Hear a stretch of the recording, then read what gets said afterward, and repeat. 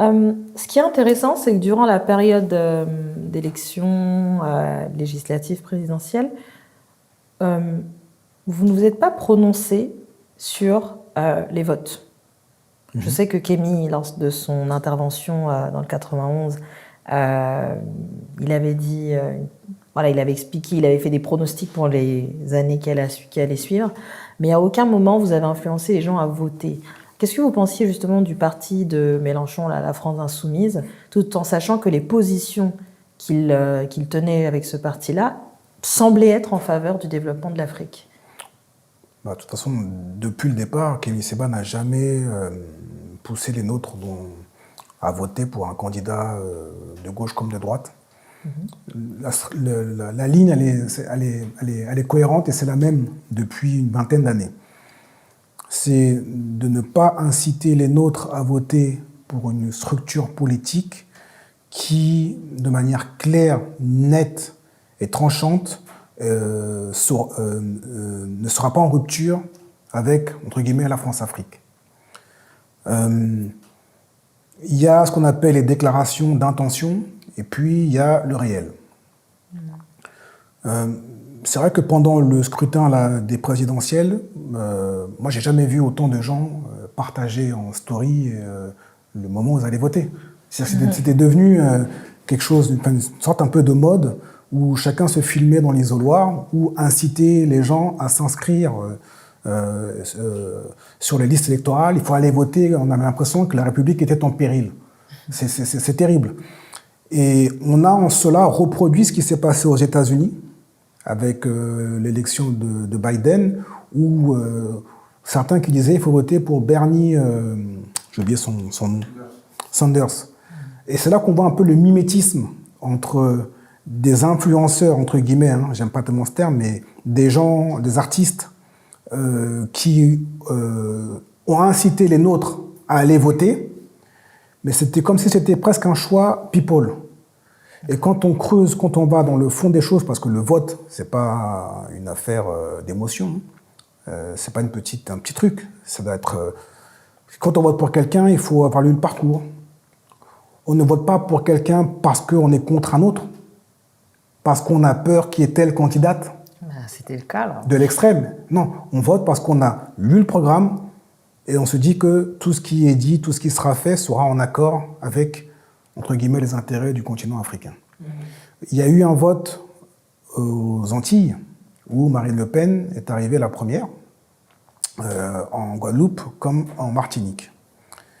Et certains ont dit c'est une honte, c'est un scandale. Et moi, j'ai presque beaucoup plus de respect pour ce vote-là que pour celui en direction de la France Insoumise. Le vote aux Antilles, c'est un vote de rupture. C'est un ras-le-bol.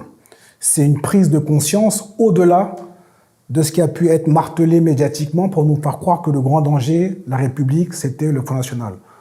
On n'a aucun lien avec le Rassemblement National, on n'a aucune empathie ou affection pour Marine Le Pen. Mais ce qu'on déteste par-dessus tout, c'est la comédie électorale, c'est la comédie politique. Et quand on a des populations qui ont compris cela, et qui sont dans une logique de sanctionner un pouvoir qui s'est mal comporté en leur direction, et qui, au niveau du continent africain, a maintenu une politique impérialiste, là on est dans ce qu'on peut parler d'aboutissement de maturité politique. Or, on a malheureusement trop d'influenceurs, entre guillemets, d'artistes politiques qui sont encore dans une espèce de connivence, dans un lien avec une certaine bien-pensance qui continue à nous infantiliser avec la peur du vote extrémiste. D'accord? Extrême droite. Il faut qu'on sorte de tout ça. Extrême droite, extrême gauche, gauche, droite, centriste, libéraux, socialistes, toutes ces cases, tous ces courants théoriques, politiques ne nous concernent pas. J'en veux pour preuve, pour les législatives, il devait y avoir l'investiture du militant Bouafs, donc qui est un militant qui s'est, on va dire, d'extrême gauche, qui combat les bavures policières. Il devait être investi à Vénissieux. Et au dernier moment, on lui a retiré son investiture parce qu'il y avait une histoire de violence sexuelle, il y avait des plaintes qui avaient été adressées aux responsables de la France Insoumise. Donc on lui a retiré l'investiture. Et là, qu'est-ce qu'on vient d'apprendre? Éric Coquerel, donc pareil de la France Insoumise, qui va être le président de la Commission des finances. Or, à l'Assemblée nationale. Or, il y a plusieurs signalements qui ont été lancés contre lui pour des violences sexuelles, mais c'est passé comme une lettre à la poste. Donc, ça veut dire que même le parti qui se disait proche des quartiers populaires, proche des immigrés, dans son deux poids, deux mesures, ressemble à un parti de droite ou de gauche. Quelle que soit la gauche, quelle que soit la droite, on revient au même niveau, c'est qu'on sera toujours pour eux des citoyens à part. Donc, lorsqu'ils ont besoin de notre force électorale, de notre vote, ils vont toujours avoir un discours assez séduisant vis-à-vis des quartiers populaires, en tout cas des immigrés. Mais lorsqu'il faudra être capable de nous traiter au même niveau, avec la même considération, mais là, on nous fera comprendre qu'on est des citoyens de seconde zone. J'en fais pour preuve le deux poids, deux mesures entre Bouafs et Éric Coquerel. Donc ça doit nous amener à réfléchir, à nous faire comprendre que notre émancipation ne proviendra que du fait que notre capacité à nous organiser économiquement, à être indépendant politiquement. Pour être indépendant politiquement, il faut être fort économiquement et surtout intellectuellement être mature. Voilà. Nous ne devons plus être infantilisés, nous ne sommes les enfants de personne, si ce n'est de nos parents.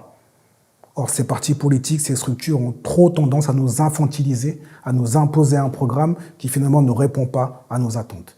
Voilà pourquoi Kémy Séba ne s'est jamais prononcé avec un ordre de vote en faveur de tel ou tel candidat du spectre républicain.